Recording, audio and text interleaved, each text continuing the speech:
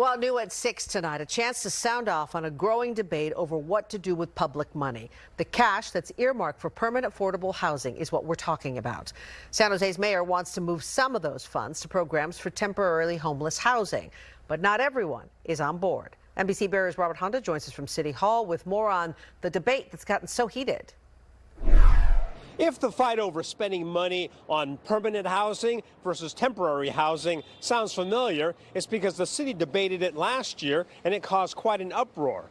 A compromise won't be as easy to reach this year because the city is in worse financial shape and there's a new problem this time around. San Jose creeks and rivers have a pollution problem, and a study indicated almost 90% is a result of homeless encampments.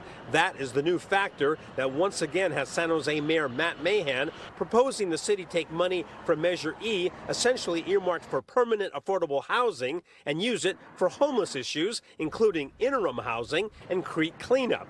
The first argument has been over interim housing, and some of those who oppose the mayor's plan include people currently using interim housing. They say if too much money keeps going to temporary homes, we will never get permanent affordable homes. A good analogy I was told is to look at middle school and high school. If they have a bunch of middle schools, but they don't have high schools to go to, then that causes a problem.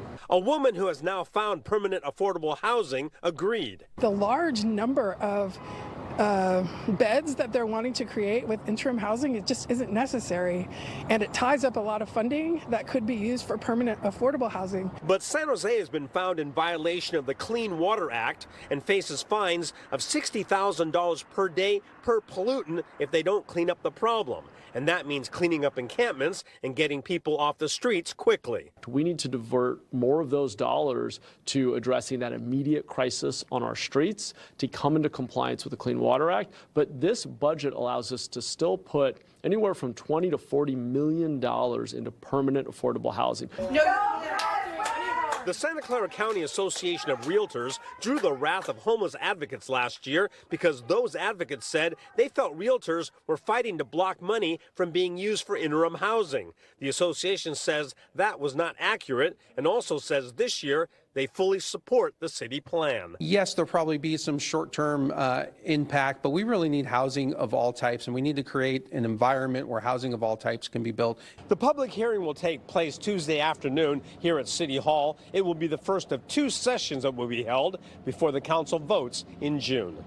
In San Jose, Robert Handa, NBC Bay Area News.